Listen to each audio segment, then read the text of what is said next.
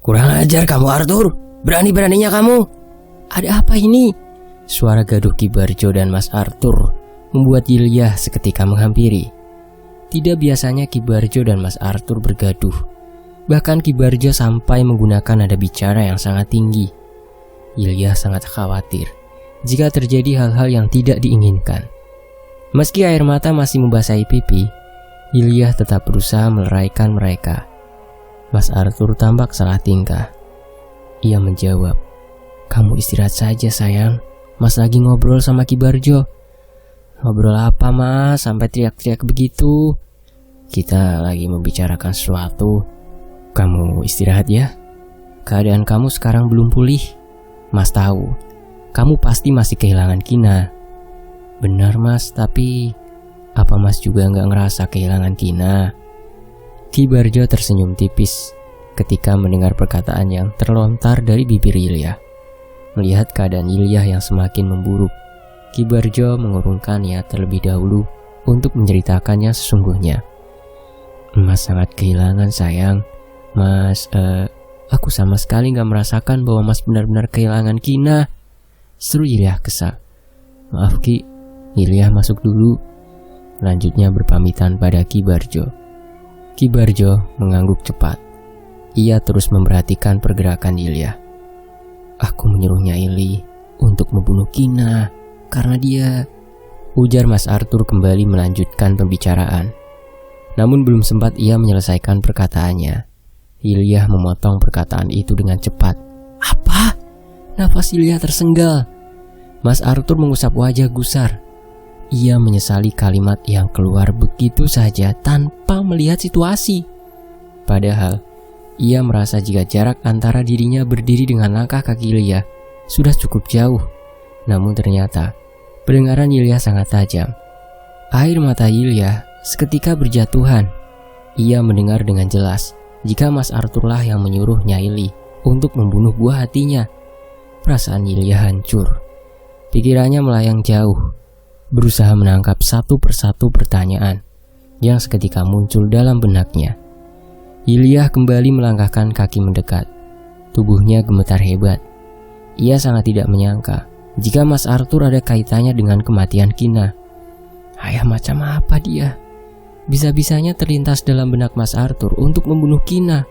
Bocah kecil itu tidak tahu apapun. "Jelaskan maksud perkataanmu, Mas."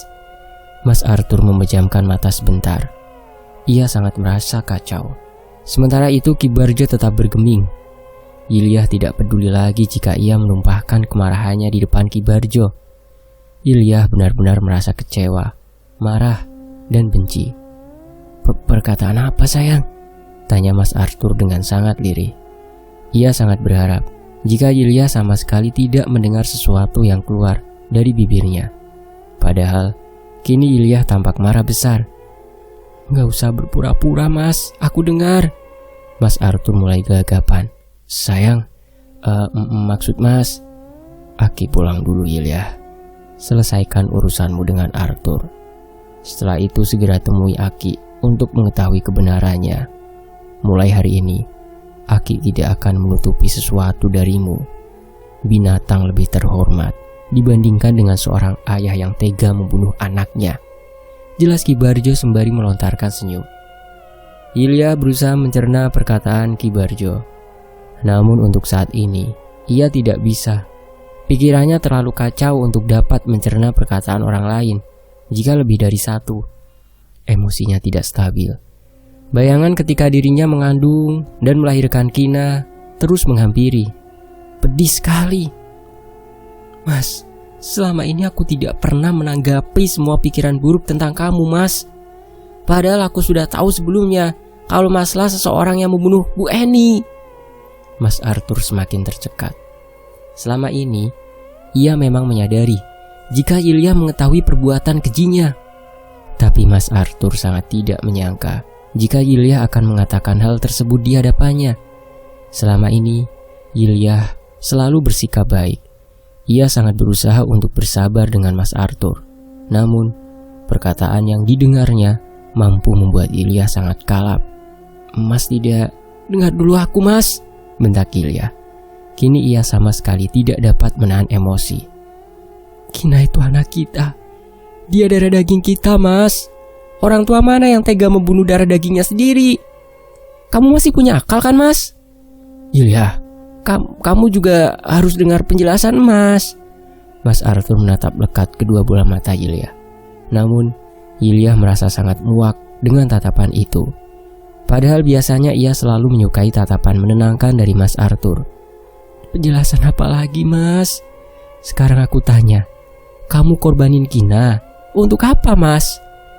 Kenapa kamu jahat sekali, Mas? Aku gak ngorbanin Kina, sayang. Aku apa, Mas?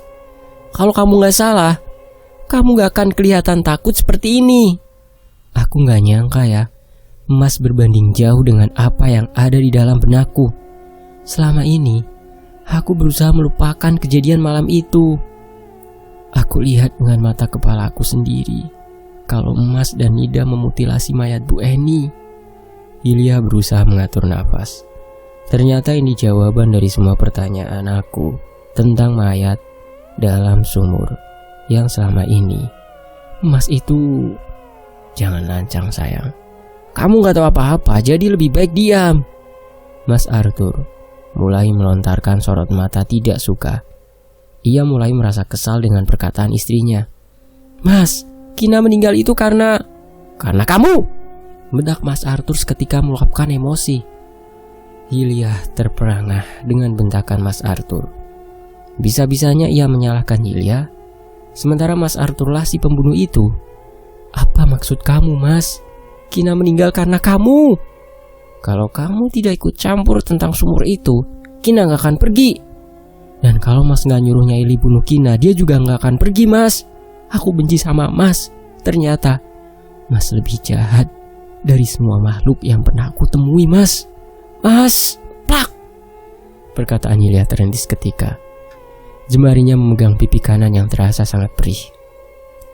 Mas Arthur tega menampar Yulia dalam kondisi seperti ini. Luka akibat kehilangan buah hatinya semakin bertambah. Ini kali pertama Mas Arthur bersikap kasar terhadap Yulia. Mas, lirih Yulia sembari menggelengkan kepala. Ia sangat tidak menyangka jika Mas Arthur akan setega itu. Mas peringati ya, sayang. Lebih baik kamu urusi hidupmu dibandingkan dengan ikut campur masalah orang lain. Orang lain kamu bilang, Mas? Aku ini istrimu. Kamu emang istriku, tapi kamu gak berhak ikut campur urusan Mas.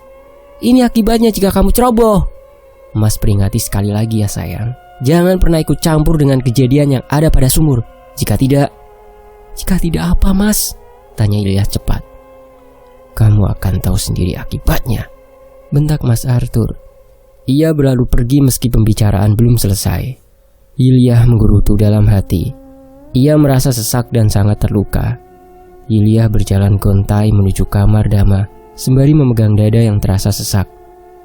Ia berharap ketika memeluk Dama, rasa sakitnya sedikit mereda. Sayang, maaf. Bunda gak bisa jagain Kak Kina, sayang. Bunda udah buat Dama kehilangan kakak. Yulia terus menangis. Ia sangat tidak kuasa menahan rasa sakitnya. Bunda kenapa nangis? Bunda gak apa-apa, sayang. Dama tidak lagi menjawab perkataan bundanya. Yulia mengepal kedua tangan. Dalam hati ia berkata, aku akan membuatmu menyusul Kina, Mas. Di sisi lain, jadi begitu ceritanya. Yulia mengangguk. Ia mengepalkan jemari. Sorot matanya tampak sangat berapi-api. Meski begitu, Yulia berusaha untuk tetap tenang setelah mendengar penjelasan pahit dari Ki Barjo. Yulia sangat tidak menyangka jika Mas Arthur sebusuk itu. Perilakunya tidak pernah Yulia bayangkan. Bagaimana mungkin Yulia dapat menjalin hubungan dengan manusia berdarah dingin? Mas Arthur membunuh mayat-mayat itu untuk kesenangannya. Lelaki itu menyimpan rapih kejahatan yang ia lakukan. Ia tidak pernah membuat Yulia menyimpan curiga. Namun, setelah Kina mati akibat perbuatan ayahnya sendiri, Yulia tidak akan tinggal diam. Baginya, darah harus dibalas dengan darah. Mas Arthur harus mati di tangannya. Yulia tidak menyangka, Ki, Yilya menghela nafas kasar. Jika kamu menuruti perkataan Aki untuk memandang orang lain dari sudut pandang yang berbeda, kamu akan lebih mudah menyadarinya. Balas Ki Barjo sembari menatap lurus ke depan. Yilya hanya tidak mau berpikiran buruk atas Mas Arthur. Dia suami Yilya, Ki. Tapi jika seperti ini kejadiannya, Yilya tidak akan tinggal diam, Ki. Ki Barjo tersenyum. Lakukan sesuatu, Yilya, sebelum iblis itu melakukan sesuatu yang lebih parah. Pasti, Ki, malam ini Yilya akan melakukan ritual. Dengarkan Aki, Yilya. Panggillah mayat-mayat dari dalam sumur dengan mantra yang pernah Aki beritahu sebelumnya. Katakan pada mereka jika kamu akan memenuhi keinginan mayat-mayat itu untuk mengungkapkan dalang dari mayat dalam sumur. Ki Barjo menghela nafas. Ia melanjutkan perkataannya. Katakan pada mereka jika iblis itu akan mati tepat di hadapan mereka, Yilya. Mayat-mayat itu akan merasa tenang dan dapat menembus batas yang selama ini tidak dapat mereka lewati. Batas kematian. Yilya tersenyum pasti. Yilya, terkadang kematian harus dibalas dengan kematian. Jangan biarkan seseorang yang sejatinya sudah mati rasa untuk tetap ada di dunia. Jika Yilya membiarkannya, banyak dosa yang harus Yilya tanggung, Ki. Mas Arthur pasti melakukan sesuatu yang lebih mengerikan. Balas Yilya sembari memejamkan mata sesaat. Benar, Yilya, kau pasti mengerti. Aki memang seorang pembunuh yang sama-sama memiliki hati yang busuk. Tetapi Aki sudah menyesali semuanya. Aki tidak akan mengulang kejadian itu. Harta kekayaan tidak dapat kita bawa mati. Ditambah, kita harus menerima rahasia Tuhan atas umur yang sudah ditetapkan olehnya. Yilya akan membuat Mas Arthur sadar, Ki. Yilya berjanji, ujar Yilya bersungguh-sungguh. Kamu harus melakukan malam ini, Yilya. Bersiap-siaplah, akan ada banyak serangan yang akan kamu terima. Ki Barjo membenarkan posisi duduk. Kemari, Yilya. Yilya berjalan mendekat. Ia duduk di hadapan Ki Barjo. Yilya diperintahkan untuk memejamkan mata sembari mengatur nafas. Sementara itu, Ki Barjo mulai melakukan sesuatu.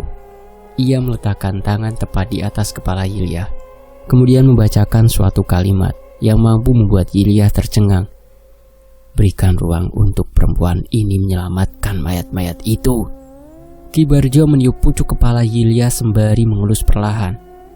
Seketika Yilya merasa tubuhnya bergetar pelan, tapi Yilya tetap memejamkan mata.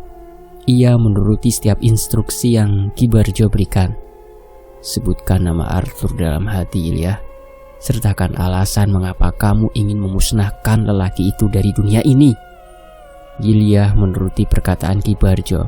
Ia berujar, Arthur, aku membencinya mulai detik ini. Alasanku cukup sederhana. Aku ingin memusnahkan Arthur, lelaki yang selama ini menjadi alasan hidupku bahagia, karena aku ingin menyadarkannya. Selama ini, Arthur berada di tempat yang tidak seharusnya. Mata hatinya tertutupi keinginan yang begitu besar. Aku ingin Arthur mendapatkan balasan yang setimpal atas perbuatannya selama ini. Ia harus merasakan masa-masa sekarat seperti mayat-mayat itu. Setelah Ki Barjo menyelesaikan perbuatannya, ia segera pamit pulang. Ia berkata, jangan lupa, gunakan tanah kuburan Kina ini untuk melancarkan aksimu malam nanti. Aki pamit. Kaki dapat melihat kamu dari jauh, Yilya. Baik, Ki. Yilya segera mempersiapkan semuanya. Semenjak dirinya berdebat dengan Mas Arthur, Yilya tidak lagi mengajak lelaki itu berbicara. Yilya sangat muak dan kesal dengan perbuatan suaminya. Ia tidak dapat dengan mudahnya memaafkan seseorang yang sudah merencanakan pembunuhan buah hatinya. Hari itu berjalan cepat. Malam datang dengan penuh ketegangan. Yilya sengaja mengunci pintu belakang dari luar agar Mas Arthur tidak dapat mengacaukan ritual yang dilakukan olehnya. Ia bergegas mengemasi barang-barang yang diperlukan. Tidak lupa, Yilya mengambil sebuah sisir.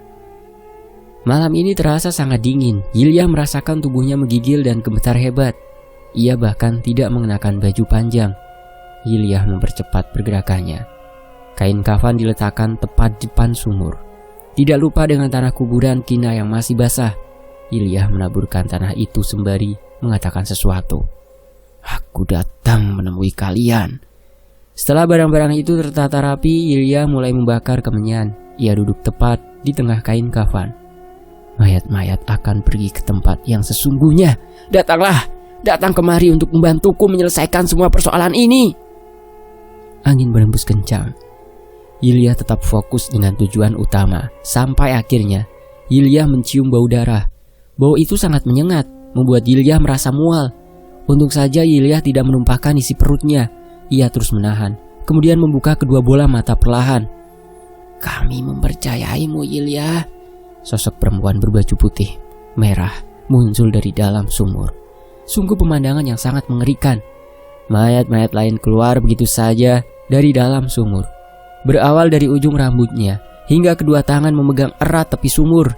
Namun, mayat-mayat itu tampak tenang. Mereka tidak terlihat semenyeramkan dulu. Jangan mempercayainya. Ilya mengalihkan pandangan. Nyai Li tiba-tiba muncul, si penari itu. Kini selalu menghalangi usaha Ilya. Apa maksudmu, Li? Ilya bertanya. Sungguh ia sudah tidak sudi lagi untuk memanggil perempuan itu dengan sebutan Nyai. Kamu memang selalu lancang, Ilya. Kutukan yang kau terima itu akibat kesalahanmu sendiri, Li. Kau seorang istri yang tidak tahu diri. Pantas saja Mas Arthur menghukummu untuk menjadi lukisan penari. Jadi jangan ikut campur dengan urusanku. Ilya tersenyum meremehkan. Setidaknya aku sama sekali tidak mempunyai niat untuk membunuh suamiku sendiri, serunya Nyai Li geram. Tapi aku menggugurkan janinmu. Apa bedanya dengan Arthur? Bukankah lelaki itu sama jahatnya? Dia bahkan menyuruhku untuk membunuh Kina. Arthur tidak pernah mencintai keluarganya, kata Nyai Li. Kau iri dengan apa yang aku dapatkan selama ini, Li? Hah? Mas Arthur tidak pernah memperlakukanku dengan buruk. Dia selalu terlihat manis, sedangkan kau, lihat dirimu. Bahkan Mas Arthur hanya menjadikanmu budak. Nyai Li tampak kecewa dengan perkataan Ilya. Pikirannya melayang jauh. Ia merasa pedih, menyadari bahwa semua yang Ilya katakan benar adanya. Selama ini Nyai Li hanya menjadi budak. Ia menemani Mas Arthur jauh sebelum Nida menjadi pengikut lelaki itu. Namun kehadiran Nyai Li tidak pernah Mas Arthur anggap.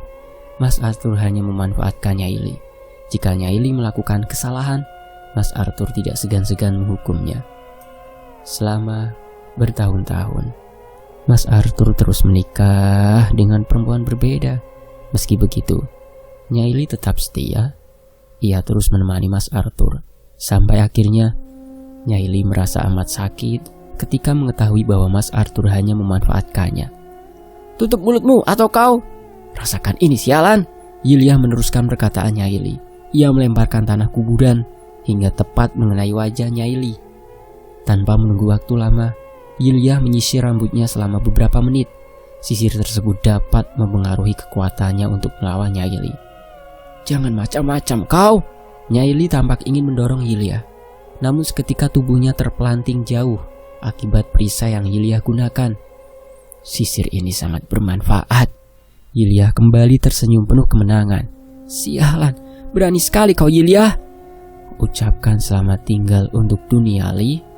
Aku akan membunuhmu seperti apa yang kau lakukan pada putriku, seru Ilya sembari mengambil sebuah kapak besar yang sengaja ia letakkan tepat di samping kemenyan. Aku tidak akan mati. Kalau kau memiliki nyawa, maka nyawa itu akan kuhabisi sekarang. Ilya mengarahkan kapak itu tepat ke atas kepalanya Ili. Perempuan penari itu tidak dapat melakukan sesuatu selain pasrah akan takdirnya. Meski Nyai berusaha melontarkan sebuah mantra agar dapat masuk ke dalam lukisan, usahanya sia-sia. Ki Barjo benar-benar memberikan kekuasaannya pada Ilya. Nyai tidak dapat berdaya secara tiba-tiba. Mati kau! Aku tidak lagi sudi melihat salah satu wajah pembunuh anakku. Nyai tidak dapat mengeluarkan suara, bahkan tubuhnya seketika membeku. Nyai pergi di tangan Ilya. Sementara itu darah bercucuran. Wajah Nyai tampak sangat menjijikan. Tempurung kepalanya sudah tidak lagi memiliki bentuk. Seketika Ilya tersenyum. Ia tidak menyangka jika dirinya dapat membunuh Nyai. Bahkan pembunuhan ini kali pertama di hidupnya. Membunuh makhluk gaib. Li, Saya tidak pernah menyesali perbuatan malam ini. Sementara itu Yulia berusaha mengatur nafas. Ia menyadari bahwa pembunuhan yang dilakukannya terhadap Nyai Li mungkin saja akan menambah masalah di kemudian hari. Namun Yulia sudah muak dengan perlakuan Nyai Li. Untung saja Ki Barjo tidak terlambat memberikan kekuasaannya pada Yulia. Kini Nyai Li sudah musnah. Yulia kembali membenarkan posisi duduk. Ia menatap satu persatu mayat-mayat yang keluar dari dalam sumur. "Bantu aku, kumohon," ujar Yulia sembari menaburkan sisa tanah kuburan Kina. "Di bawah tempat tidurmu, Yulia," balas salah satu dari mayat itu. Yulia berusaha mencermati perkataan dari mayat itu. Apa maksud dari di bawah tempat tidur? Tanpa menunggu waktu lama, Yulia dapat mencermati perkataan itu dengan maksimal. Ia bergegas membuka pintu belakang, berniat untuk pergi ke kamar mengecek tempat tidur. Namun Yulia terpelonjak kaget. Mas Arthur tiba-tiba muncul di hadapannya. Tatapan Mas Arthur tampak mematikan. Jemarinya mengepal, seolah siap menghabisi sesuatu yang ada di hadapannya. Yulia tetap berusaha tenang, meski tidak dapat dipungkiri jika tubuhnya mulai melemas. Ia tidak menyangka jika lelaki yang ada di hadapannya ini ternyata Mas Arthur. Kacau semua rencana yang sudah ia susun rapi.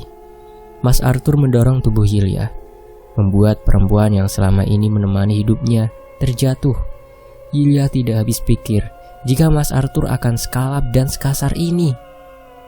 Seumur hidupnya, Mas Arthur merupakan seorang yang paling lembut.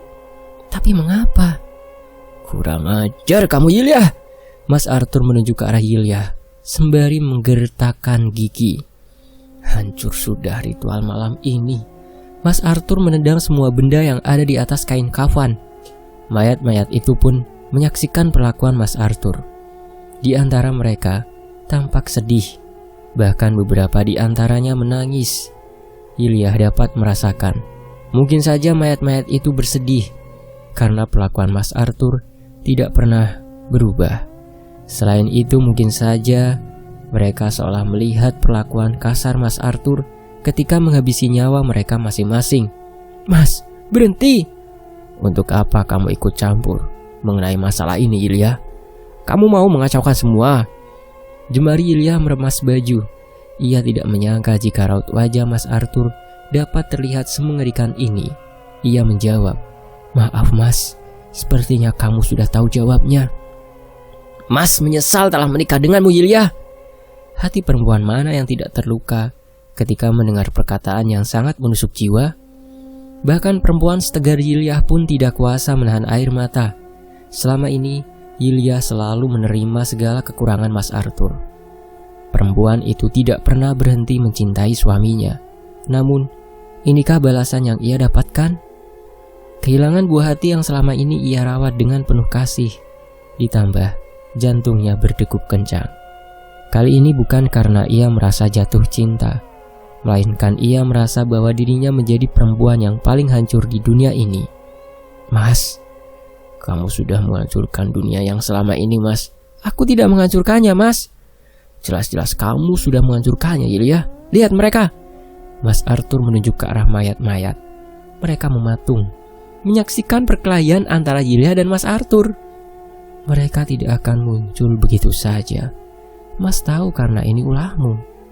"Dari mana kamu tahu tentang mayat dalam sumur ini? Ki Barjo atau Bu Nirma?" "Dari manapun aku tahu. Itu bukan urusanmu, Mas." "Ini pasti ulah Ki Barjo kan? Aku harus menemuinya sekarang." Seru Mas Arthur bergegas mendatangi rumah Ki Barjo. Namun tanpa perlu membuang waktu, Ki Barjo tiba-tiba muncul di hadapan Arthur. Ki Barjo tampak sangat tenang. Yulia menebak, Ki Barjo pasti sudah mengetahui kejadian yang baru saja terjadi. Kecemasannya seketika mereda. Yulia merasa aman jika ada Ki Barjo. Yulia yakin Ki Barjo akan membantunya menyelesaikan semua ini. "Memang dariku," ujar Ki Barjo sembari melontarkan senyum. Tatapan Ki Barjo seolah memberikan arti khusus. "Mengapa kau masih ikut campur tentang mayat-mayat ini, Barjo?" Yilya terkejut bukan main ketika Mas Arthur memanggil Ki Barjo tanpa embel-embel sapaan Aki. Seperti biasanya, "Aku yang membawamu ke dalam dunia kelam ini, Arthur. Ketika aku bertekad untuk menyudahi semua, kau juga harus ikut denganku. Jangan sampai penyesalan menghampirimu, Arthur." "Tidak semudah itu, Barjo. Aku tidak akan pernah berhenti. Tidak akan pula aku biarkan wajah ini memiliki keriput sepertimu." "Kau takut tua, Arthur?" Aku hanya," ujar Mas Arthur mulai gelagapan. "Manusia pasti akan tua, Arthur. Kau sudah digelapkan dengan dunia. Membunuh memang mampu menenangkanmu. Tapi, apa kau tidak tahu jika berhenti membunuh dapat lebih menenangkan?" Jelas Ki Barjo sembari mengambil pisau berukuran sedang dari belakang tubuhnya. "Ingat pisau ini, Tur. Berapa banyak nyawa perempuan tidak berdosa yang habis di tanganmu. Mereka tidak bersalah. Bahkan banyak di antaranya yang kau bodohi. Dengan iming-iming pekerjaan berpenghasilan besar, mereka tidak sadar bahwa mereka seolah menjemput ajal. Lalu, kau mengumpulkan darah-darah segar itu ke dalam toples dan gelas besar. Kau tampak kalap, meminum darah-darah itu tanpa memperdulikan jasad yang sudah terbujur kaku." Lanjut Ki Barjo. "Jangan munafik, Barjo. Kau pun melakukan itu dulu. Jangan berlagak seolah hanya kau manusia paling suci di dunia ini, Barjo." "Aku memang tidak suci, Arthur. Tapi setidaknya aku berusaha memperbaiki diri, meninggalkan perilaku bejat yang justru akan menjadi bumerang di kemudian hari." Ki Barjo berkata sembari mengambil asahan pisau. "Sudah hentikan," seru Yilya. "Mas, aku tidak menyangka jika pernikahan ini merupakan sebuah penyesalan bagimu. Ki Barjo juga sudah menjelaskan semua. Aku tidak pernah membayangkan sebelumnya jika kehidupanku di masa depan akan seperti ini. Menikah dengan seorang psikopat yang sudah membunuh puluhan perempuan tidak berdosa." "Lalu apa maumu?" serga Mas Arthur to the point. "Aku mau kamu sadar, Mas." Tawa Mas Arthur terdengar sangat kencang. Entah apa yang ada di dalam pikirannya. Lelaki itu menertawai perkataan Yilya. "Kenapa, Mas?" "Jangan pernah menanyakan sesuatu yang sudah kamu ketahui jawabannya. Jika ucapan tidak cukup untuk membuat lelaki tua itu sadar, kita dapat melakukan cara lain, Yilya," seru Ki Barjo menimpali. Ki Barjo menyodorkan pisau tepat di hadapan Mas Arthur. Seketika semua menegang. Ki Barjo lebih dulu membacakan suatu kalimat yang dapat membuat mayat-mayat yang ada di sekitar sumur itu lenyap. Setelahnya, Ki Barjo kembali mendekatkan pisau itu, membuat Mas Arthur perlahan memundurkan langkah. Sementara itu, Yilya diam tidak berkutik. Tidak ada lagi pembelaan yang ia lakukan. Padahal sebelumnya Yilya selalu menutupi kesalahan Mas Arthur. Ia selalu membela lelaki berkedok manis itu. Namun saat ini tak perlu ada pembelaan lagi. Yilya bahkan sama sekali tidak dapat melontarkan kalimat. "Masih ingat kemampuan membunuhku, Arthur? Sudah lama aku tidak mengasahnya. Bahkan aku sudah berjanji untuk tidak pernah menggunakan kemampuan itu lagi. Tapi karena sikapmu memaksaku, akan kuhabisi kau dengan gerakan yang sangat lembut," ujar Ki Barjo semakin mendekatkan pisau. Mas Arthur menelan ludah. Saat ini keadaannya sudah sangat terpojok. Hanya ada dua pilihan baginya: masuk dan tenggelam ke dasar sumur, atau rela merasakan bagaimana rasanya menjadi korban-korban yang selama ini selalu ia habisi. Mas Arthur sangat paham jika saat ini Ki Barjo benar-benar murka padanya. "Jangan macam-macam," seru Mas Arthur kembali mengepalkan tangan, berusaha membuat harga dirinya tidak jatuh di depan Yilya. "Aku hanya ingin bermain-main denganmu, Arthur. Sama seperti ketika dulu kita bermain-main dengan korban." Aku tidak akan menjadi korbanmu."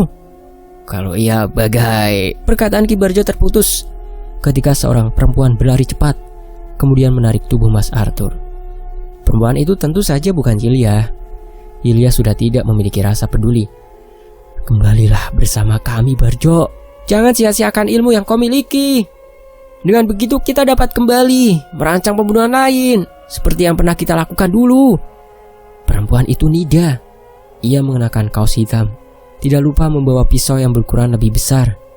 "Kalian yang seharusnya kembali," ujar Yilya menimpali. Ia merasa geram dengan kedatangan Nida. "Jangan ikut campur, Yilya," tunjuk Nida sembari menyodorkan pisau. "Turunkan pisau itu. Iblis sepertimu tidak berhak Tarik ucapanmu, Barjo." "Tidak akan. Kau datang karena ingin mati? Kau ingin kuhabisi seperti Nyai Li?" tanya Ki Barjo sembari menunjuk jasad Nyai Li. Nida seketika mengalihkan pandangan. Ia saling menatap dengan Mas Arthur, seolah memberikan suatu pertanda. "Tidak!" Sret! Pisau tajam yang ada dalam genggaman Nida dengan mudahnya mengenai bahu Ki Barjo, membuat banyak darah mengucur deras. Tapi entah mengapa, Ki Barjo sama sekali tidak memberikan reaksi kesakitan. Ia justru melontarkan senyum sembari mengusap bahu tersebut. Ki Barjo mengambil darah dari bahunya, kemudian menjilat darah itu. Ia memperagakan bagaimana reaksi ketika Mas Arthur dan Nida menjilat darah korban. "Kau tidak lupa tentang kekuatan yang kupunya, kan?" Ki Barjo tersenyum sinis. "Kau pikir luka ini menyakitkan?" tanya Ki Barjo ketika ia meludahi Nida. "Sombong sekali. Kau mendapatkan semua kekuasaan itu dari perbuatan menjijikan yang pernah kau lakukan. Jangan bersikap seolah kau..." "Tidak perlu bertele-tele, Arthur. Kau semakin terlihat ketakutan." Ki Barjo tersenyum sinis. Ia mengeluarkan serbuk berwarna merah. Mas Arthur semakin gelisah ketika Ki Barjo mengambil sebuah batu yang ada di sekitar sumur. Tanpa menunggu lama, Ki Barjo melempar batu beserta serbuk tepat ke dalam sumur. Lemparan itu mengakibatkan air yang ada dalam sumur seketika berubah warna. Kejernihan air lenyap, digantikan dengan pekatnya darah. Yilya mengira jika darah tersebut berasal dari ratusan mayat dalam sumur. Ki Barjo sudah menceritakan semua tentang siapa Mas Arthur sebenarnya, sampai mengapa Yilya dapat ikut serta menyelesaikan persoalannya ini. Usia Arthur sama seperti Aki Yilya. Pernyataan itu mampu membuat Yilya bungkam. Setiap kata yang Ki Barjo ucapkan selalu membuat Yilya merasa lemas. Namun Yilya harus menerima kenyataan. Mas Arthur awet muda menyembunyikan suatu hal yang mampu membuatnya bergidik ngeri. Ki Barjo mengatakan bahwa Mas Arthur sering memakan mayat korbannya setelah beberapa kali mendapat ajakan memakan daging manusia oleh Ki Barjo. Dulu, Aki juga seorang psikopat, Yilya, sama seperti suamimu. Namun setelah Aki menikah dengan Nirma, perlahan Aki mulai sadar bahwa tindakan yang Aki lakukan itu salah. Yilya terkejut bukan main ketika mendengar penjelasan Ki Barjo, terutama ketika ia mengetahui bahwa Bu Nirma sebenarnya istri Ki Barjo. Selama ini, tidak banyak hal yang ia ketahui tentang Bu Nirma. Yang Yilya tahu, Bu Nirma itu orang baik. Kamu pasti kaget, Yilya. Di kampung ini tidak ada satu orang pun yang mengetahui. Aki benar-benar menyembunyikan semua. Ki Barjo memperbaiki posisi duduknya. Yilya menggeleng. Ia berkata, "Yilya sangat tidak percaya, Ki." Manusia manapun pasti demikian. Tidak mudah mempercayai sesuatu yang terasa tidak masuk akal, padahal semua itu kenyataan. Perkataan Ki Barjo benar. Semakin berusaha memahami maksud dari semuanya, Yilya semakin tidak mengerti. Banyak sekali teka-teki yang harus ia pecahkan. Selama ini Yilya memang menaruh curiga pada Bu Nirma. Namun, ia tidak pernah berpikiran jika sebenarnya Bu Nirma ini merupakan istri dari Ki Barjo. Aki dan Nirma mengalami masa pengantin baru yang pastinya sangat mengerikan bagi Nirma. Kenapa begitu, Ki? Karena masa itu Aki sedang berada di titik kelam. Titik kelam? Yilya semakin tidak mengerti. Saat itu jiwa psikopat Aki sedang memuncak. Aki hampir membunuh Nirma. Untung saja Aki masih memiliki akal. Aki sangat mencintai Nirma, sama seperti Arthur mencintaimu. Jelas Ki Barjo sembari memberikan foto berwarna hitam putih lusuh. Foto itu hampir tidak jelas, tetapi setidaknya Yilya dapat melihat dan merasakan sesuatu yang ada di dalam foto itu. Yilya melihat seorang perempuan yang diikat kuat pada lemari. Itu Nirma, lirih Ki Barjo. Ia terlihat sangat sedih dan menyesali perbuatannya. Entah mengapa, hanya Nirmalah perempuan yang sabar dan mau menerima segala kekurangan Aki. Nirma tahu semua tentang sisi gelap Aki, tapi dia tidak pernah meninggalkan Aki hanya karena takut kehilangan nyawa. Padahal Aki dapat melakukan hal tersebut kapanpun Aki mau. Benar. Mengapa Bu Nirma mampu menerima Ki Barjo? Aki mengajak Nirma masuk ke dalam dunia Aki. Hampir sama seperti yang pernah Aki lakukan pada Arthur. Tapi Nirma berbeda. Setiap Aki melakukan kejahatan, Nirma selalu mengingatkan Aki jika semua itu salah. Lagi-lagi penjelasan Ki Barjo membuat Ilya terkejut bukan main. Ternyata Bu Nirma memang memiliki hati yang sangat baik. Lalu kenapa Bu Nirma bisa terlihat seumuran dengan Ilya, Ki? Karena Aki memaksa Nirma untuk selalu meminum darah manusia dengan ritual tertentu. Bu Nirma melakukan itu, Ki? Tanya Ilya. Ia kira Bu Nirma tidak ikut meminum darah-darah korban seperti Mas Arthur. Iya, sampai akhirnya perlahan hati Aki luluh. Nirma terus menangis saat Aki menyuruhnya meminum darah manusia. Aki tidak tega melihatnya. Sampai pada suatu hari Aki menemui seseorang yang hidup dalam lukisan. Apa orang itu Nyai Li? Benar, Li merupakan manusia yang terperangkap dalam lukisan. Ia dikutuk oleh Arthur akibat perbuatannya yang melanggar. Tapi tanpa Aki dan Arthur tahu sebelumnya, ternyata Li memiliki sesuatu. Ia dapat membuat manusia tampak awet muda dalam jangka waktu yang sangat lama. Bukankah karena meminum darah korban pun dapat membuat awet muda, Ki? Keduanya bisa saja. Li membujuk Arthur dengan mengiming-imingi wajah tampan yang berbeda, sesuai dengan keinginannya. Maka dari itu Arthur dapat pergi meninggalkan jejak dan menikah dengan beberapa wanita lain sebelum akhirnya bersamamu, Ilya. Mas Arthur pernah menikah sebelumnya? Ilya mengangguk, memahami ucapan Ki Barjo. Apa ini mengejutkan bagimu, Ilya? Tidak, Ki. Ilya sudah menduga sejak Aki mengatakan bahwa usia Aki dengan Mas Arthur itu sebenarnya tidak beda jauh. Semua istri Arthur mati di tangannya. Arthur tidak pernah mencintai sedalam ini. Bagaimana dengan mayat dalam sumur itu, Ki? Apa mereka membahayakan? Ilya berusaha mengalihkan pembicaraan soal cinta. Sebelum Aki menjawab pertanyaan kamu, apa selama ini kamu merasa bahwa mayat-mayat itu membahayakan? Tidak, Ki, hanya saja seringkali Ilya dibuat tidak dapat berkutik. Salah satu di antara mereka pernah mengancam Ilya, Ki. Mereka hanya menakut-nakutimu. Untuk apa, Ki? Untuk membuatmu lebih cepat menyelesaikan semuanya. Mereka hanya ingin pergi ke tempat yang seharusnya, bukan terperangkap dalam dunia yang tidak semestinya. Ilya mengangguk. Saat itu, pertanyaan yang terbesit dalam pikirannya hanya satu. Berapa tahun mereka terperangkap dalam sumur? Apakah sampai saat ini Bu Nirma masih terus meminum darah manusia, Ki? Tidak, Ilya.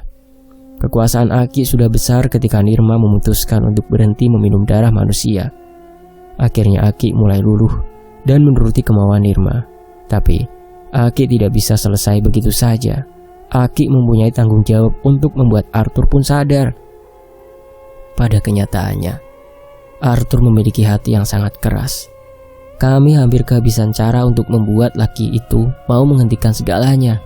Sampai akhirnya Aki dan Nirma mendapat kabar bahagia tentang seorang perempuan tangguh yang akan menyelamatkan Arthur dari dunia kelam. Itu sebabnya Nirma mau membiarkan wajahnya tetap terlihat muda. Ki Barjo terus menyelesaikan pembicaraannya. Orang itu kamu, Ilya. Setelah puluhan tahun, akhirnya kami bertemu denganmu. Harapan itu kami tumpahkan semua padamu, tapi Aki dan Nirma merasa bersalah karena ternyata tidak mudah bagimu untuk mengerti semua dengan cepat. Ini bukan salah Aki dan Bu Nirma. Ilya minta maaf, Ki. Tidak ada yang perlu dimaafkan, Ilya. Seharusnya Aki dan Nirma yang meminta maaf. Akibat kelalaian kami, kamu harus kehilangan Kinah untuk selamanya. Ilya menggeleng. Kita tidak dapat menolak takdir yang ditetapkan olehnya, kan, Ki? Benar, Ilya. Sekarang kita rencanakan bagaimana kedepannya untuk Mas Arthur, Ki. Ilya akan berusaha untuk lebih peka dan melihat dari berbagai sudut pandang. Bagaimana jika Ki Barjo mulai menjelaskan rencananya? Ilya terus mengangguk atas penjelasan yang Ki Barjo berikan. Mulai hari itu, pikiran Ilya terus berjalan. Ia sudah merencanakan sesuatu dengan sangat matang. Tinggal menunggu waktu yang tepat saja. Pandangan Ilya kembali memperhatikan darah-darah yang ada dalam sumur itu, meski pikirannya melayang jauh. Ilya sama sekali tidak mengetahui asal-usul batu yang Ki Barjo lempar. Selama ini, semua batu yang ada di dekat sumur sama saja. Kau mau masuk ke dalam sana, Arthur? Aku sangat yakin, jika kau masuk ke dalamnya, akan terasa sangat menyenangkan. Ujar Ki Barjo sembari melipat tangan dan meletakkannya di depan dada. Jangan mengada-ada. Lebih baik kau urusi urusanmu, Barjo. Untuk apa kau terus ikut campur mengenai? Kau yang ikut masuk ke dalamnya. Aku hanya ingin kau juga ikut menghentikan semua. Ini sebuah kesalahan, Arthur. Nada suara Ki Barjo terdengar sangat keras. Ayolah, Barjo. Jangan memiliki pikiran yang sangat tua. Kita bisa bersenang-senang lagi jika kau mau, bujuk Mas Arthur. Ilyah mengusap dada, tidak menyangka jika jawaban Mas Arthur akan demikian. Kau mau masuk ke dalam sumur itu, Arthur? Lihat, airnya sudah kubuat lebih jernih dan berwarna pekat. Apa kau tidak tertarik untuk sekedar meminumnya? Selama Ki Barjo memojokkan Mas Arthur, Nida tampak ingin terus membalas perkataan Ki Barjo. Namun apa daya, tidak ada yang bisa Nida lakukan selain diam. Bagaimana jika kita masuk bersama? Tanya Mas Arthur sembari melontarkan senyum penuh arti. Maksudmu, kita masuk bersama, kemudian aku menyerahkanmu langsung pada korban-korban yang pernah kau bunuh sebelumnya? Mereka sudah mati. Untuk apa aku takut dan memperdulikannya? Benarkah? Keluar kalian sekarang! Seru Ki Barjo. Seketika suasana berubah mencekam. Mayat-mayat itu muncul dengan raut wajah yang sangat mengerikan. Ilyah memundurkan langkah. Tidak biasanya ia mendapati aura misterius dari kemunculan mayat-mayat dalam sumur. Tidak ada mayat yang terlihat lemah. Semua menatap Mas Arthur dengan sorot penuh kebencian. Di antara mereka membawa sebuah kapak besar dan palu. Salah satu dari mereka pun mengeluarkan taring yang sangat panjang. Apa kau tidak mau bermain-main terlebih dahulu dengan mereka, Arthur? Sama seperti dulu, ketika kau menyayat satu persatu bagian tubuh mereka tanpa merasa iba sedikit pun. Lanjut Ilyah menimpali. Hentikan ini semua, bodoh. Aku tidak ada waktu untuk melayani kalian, ujar Mas Arthur mengalihkan pembicaraan. Ayo kita pergi. Aku tidak sudi berada di... Kau takut melihat mereka, Arthur? Tanya Ki Barjo sembari menunjuk mayat-mayat itu. Persetan, ini bukan urusanmu, Barjo. Sudah berapa kali kukatakan.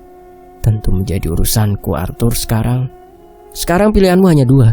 Kau bisa memilih sekarang juga untuk menentukan nasibmu. Kau ingin sadar dan meminta ampun pada Yang Maha Kuasa dan berjanji tidak akan melakukan semua ini lagi, atau kau ingin kumasukkan ke dalam sumur, menikmati sensasi tenggelam dan ditikam oleh korban-korban yang dulu kau habisi nyawanya? Kau pilih yang mana? Hanya orang bodoh yang akan memilih dua pernyataan yang kau ucapkan. Aku ada pilihan lain, Barjo. Kau mau mengetahuinya? Apa itu, Arthur? Aku memilih membuat Ilyah sengsara dengan menghabisi nyawa Dama, kata Arthur bersambung. Apakah Arthur tega menghabisi Dama untuk tumbalnya? Nantikan kelanjutannya hanya di Tony FS. Terima kasih Afla AF_Lasurheads penulisnya ya. Dan ini sudah naik cetak dan sudah ready bukunya jika teman-teman mau order. Untuk link ordernya ada di deskripsi ya. Dan demikianlah, nantikan bagian terakhirnya, insya Allah secepatnya ya. Saya pamit, wassalamualaikum warahmatullahi wabarakatuh. Satu bagian lagi, hanya di Tony FS.